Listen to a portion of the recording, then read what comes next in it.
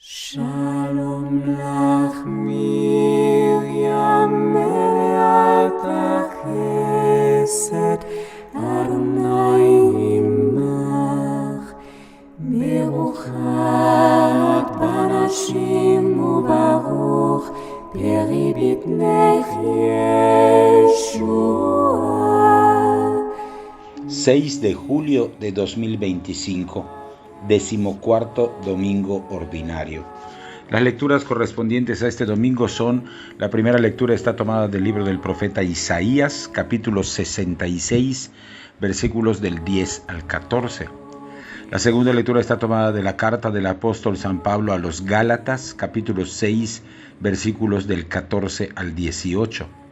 Y el Evangelio está tomado de San Lucas, capítulo 10, versículos del 1 al 20. Hacemos como cada domingo, tomamos en nuestras manos nuestra Biblia o nuestro misal. Hacemos un primer repaso atento, pausado de los 3 pasajes y pasamos a escuchar los comentarios. Del libro del profeta Isaías. Alégrense con Jerusalén, gocen con ella todos los que la aman. Alégrense de su alegría todos los que por ella llevaron luto, para que se alimenten de sus pechos, se llenen de sus consuelos y se deleiten con la abundancia de su gloria. Porque dice el Señor: yo haré correr la paz sobre ella como un río, y la gloria de las naciones como un torrente desbordado. Como niños serán llevados en el regazo y acariciados sobre sus rodillas. Como un hijo a quien su madre consuela, así los consolaré yo. En Jerusalén serán ustedes consolados. Al ver esto, se alegrará su corazón, y sus huesos florecerán como un prado. Y los siervos del Señor conocerán su poder. Palabra de Dios.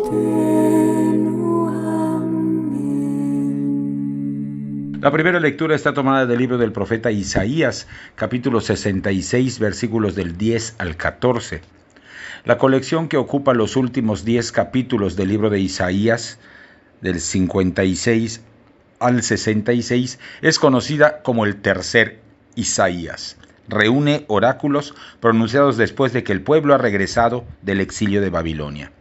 El mensaje del profeta o de los profetas que están detrás de estos capítulos enfrentará el desencanto de quienes han regresado y no han visto cumplirse las grandes promesas del segundo Isaías, que abarca del 40 al 55.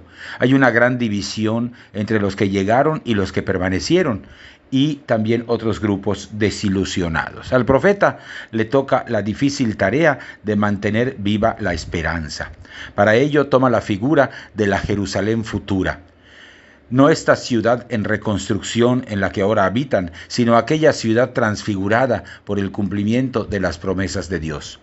Situado en el último capítulo de la colección, el capítulo 66, nuestro pasaje está tomado de la unidad más amplia que abarca capítulo 66, versículos del 7 al 14, que recomiendo vivamente leer completa.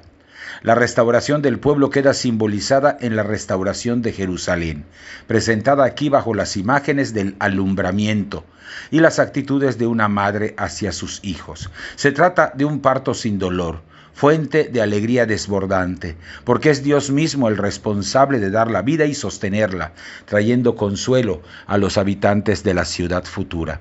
Esta nueva Jerusalén es una ciudad que respira justicia y paz, tranquilidad y prosperidad. Es pues la antítesis de la ciudad antigua de Jerusalén, descrita en 65 del 1 al 6, cuya convivencia estaba llena de injusticia y de corrupción.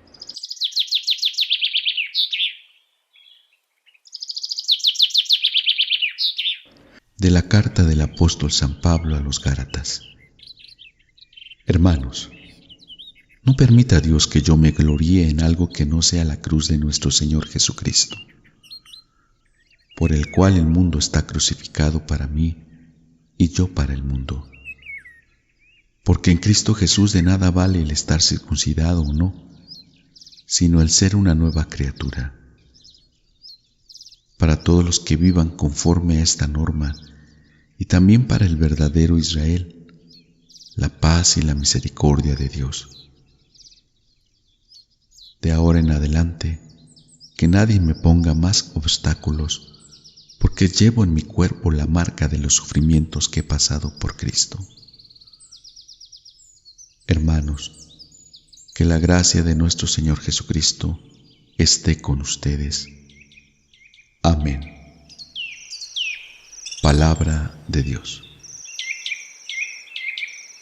La segunda lectura está tomada de la carta del apóstol San Pablo a los Gálatas, capítulo 6, versículos del 14 al 18. Concluimos hoy la lectura continua de la carta a los Gálatas que hemos hecho en semanas anteriores. Son los últimos versículos de la conclusión final de la carta, que abarca el capítulo 6, versículos del 11 al 18. En esta conclusión, el apóstol resumirá sus ideas principales y se despedirá de la comunidad. Como puede verse en el versículo 11, Pablo escribe esta sección de su puño y letra, dejando de lado al amanuense que le servía. Y hace esto precisamente para indicar que lo que viene es el resumen apretado del problema que ha tratado a lo largo de su carta.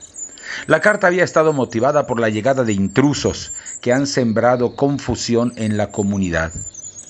Pablo los llama aquí cobardes, porque huyen de la persecución que les sobrevendría si anunciaran, como lo hace Pablo, que la salvación viene de la adhesión a Jesús y no del cumplimiento de la ley de Moisés. Nadie les impide a ellos circuncidarse, pero querer imponer la circuncisión a otros muestra que son también egoístas, porque quiere apuntarse el trofeo de haber convencido a otros en su tarea proselitista. Pablo, en cambio, asegura que el verdadero motivo de orgullo para el creyente es la cruz de Jesucristo. Lo ha dicho antes en 1 Corintios 1, 18 al 31. Quien se adhiere a la entrega realizada por Jesús en la cruz y a su sacrificio de amor es una criatura nueva. Así que nada importa si uno es judío o es pagano, circuncidado o incircunciso. Pablo da por saldada la discusión. De ahora en adelante, que nadie me ponga más obstáculos. Y reafirma su autoridad apostólica ante la comunidad, invocando los sufrimientos que ha padecido en su apostolado.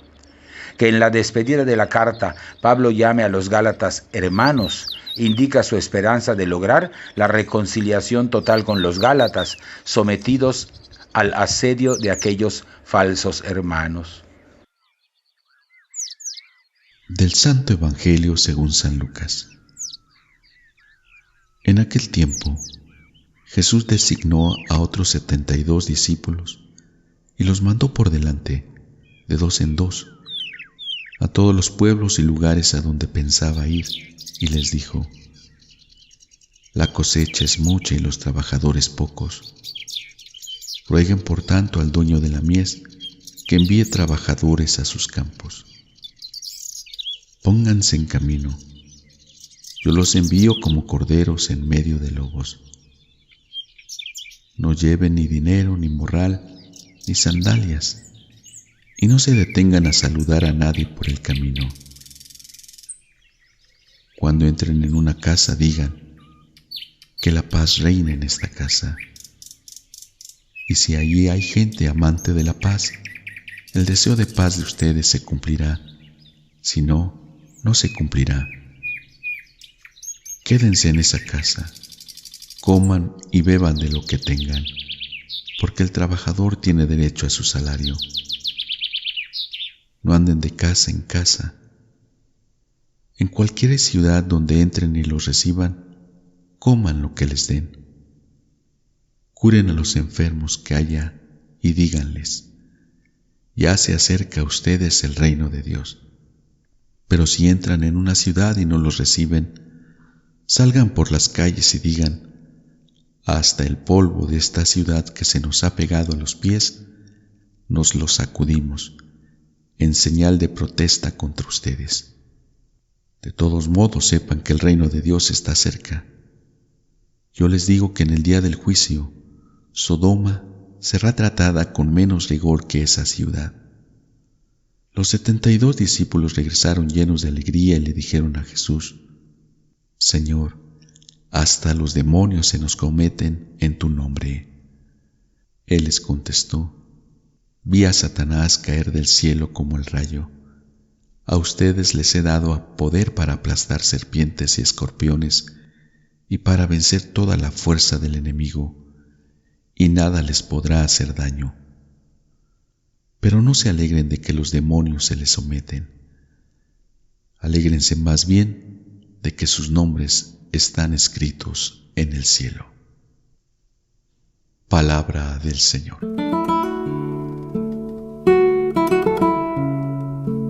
El Evangelio está tomado de San Lucas capítulo 10, versículos del 1 al 20. El pasaje que da continuidad a nuestra lectura del Evangelio de Lucas que venimos haciendo los domingos de este año es el del envío de los 72 discípulos. Ya en el capítulo 9, versículos del 1 al 6, Jesús había enviado a los 12, con lo que quedaba simbolizado el pueblo de Israel, compuesto por 12 tribus. Ahora leemos la designación de otros 72 discípulos. Con toda seguridad este número tiene también un significado simbólico. En Génesis 10 se habla de 70 familias que conforman todo el mundo conocido, descendientes de Sem, Cam y Jafet, hijos de Noé nacidos después del diluvio. Es también conocida la tradición que en el siglo I sostenía que el número de todas las naciones de la tierra era 72.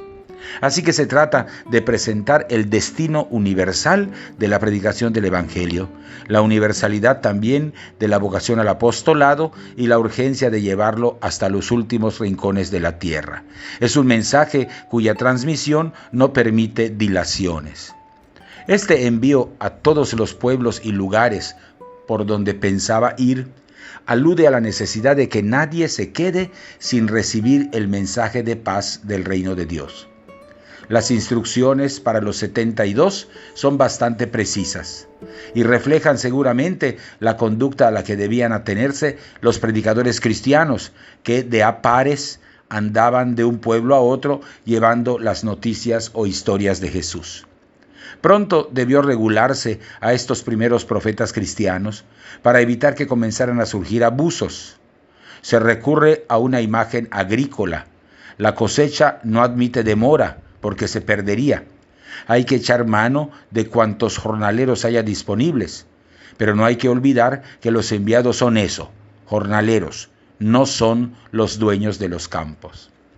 Después de aludir a los fracasos propios de la misión en los capítulo 10, versículos del 13 al 16, que se omite en la lectura litúrgica, se narra el regreso de los misioneros, que llenos de gozo vuelven después de haber cumplido su encargo y de haber constatado el efecto salvífico de su predicación. Se trata del inicio de la derrota definitiva de las fuerzas del mal.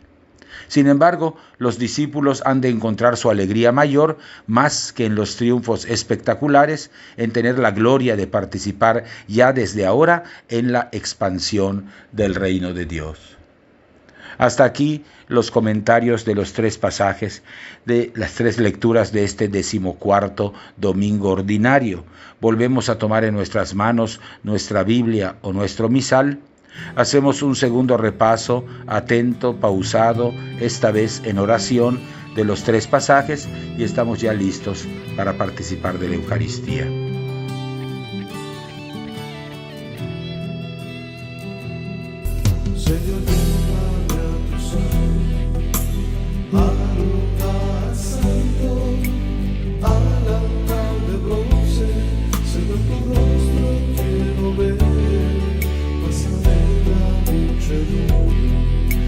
Sans